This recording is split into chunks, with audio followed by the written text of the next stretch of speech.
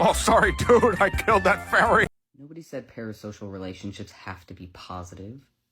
This is my worst enemy. Fist fight on sight.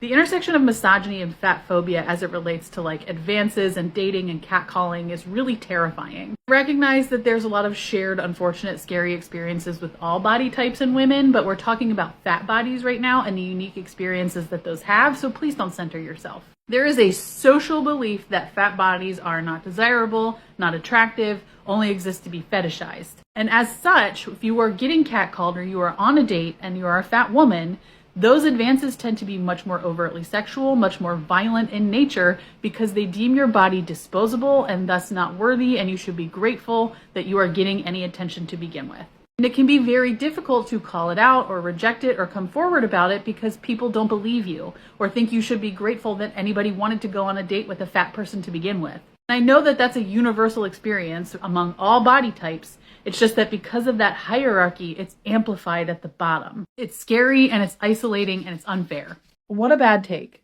That's not what this is. Choice feminism, which this is absolutely emblematic of, trash. Feminism's not, we let women make choices now and they are free of consequence. You can make bad choices and you should know when you make those choices. Shaming other people's body types to make you feel good about yours, not a good choice. And you should hear about it. If you can't handle hearing about it, you're probably not as feminist as you think, and you need to go back and do more of the work. You don't get to run around making poor decisions and then expect support just because, yes, queen, we're girls, yeah.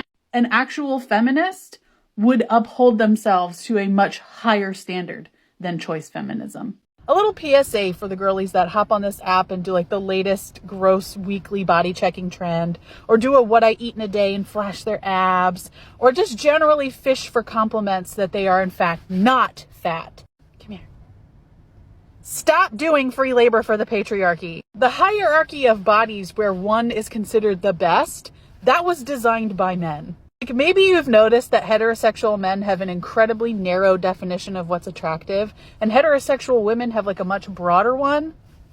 That's by design. If your feminism does not include fighting fat phobia and body liberation, it's not fucking feminism. That shit's just another wing of the patriarchy, babes. And there might come a day where you gain weight, and you're still gonna need feminism then. Because if you think men are awful when you're thin, oof, I got really bad news for you. You don't need to trash other body types to make you feel good about yourself. Men do enough of that. Occasionally I'll hop on this app and search exercise advice. It's to help me make content, right? What are people curious about? What can I debunk? What's trending? And what's endlessly frustrating is how that search returns primarily weight loss advice, as if exercise and weight loss are synonymous. The number one exercise I did to lose 50 pounds, 5 moves to trim your waist, what exercises I do for my model body. Completely ignoring that all of those people have an N of 1 for the advice that they're giving. Let me ask you something.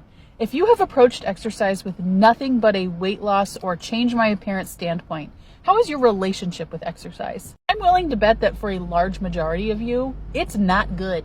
Placing all of the emphasis on how exercise can change your appearance is very difficult to achieve and even harder to maintain. What if we shift our perspective and start asking, how is this exercise making me feel? If the answer is not very good, then what movement is going to feel good? Exercise becomes a healthy and sustainable habit when we focus on how it makes us feel versus how it makes us look.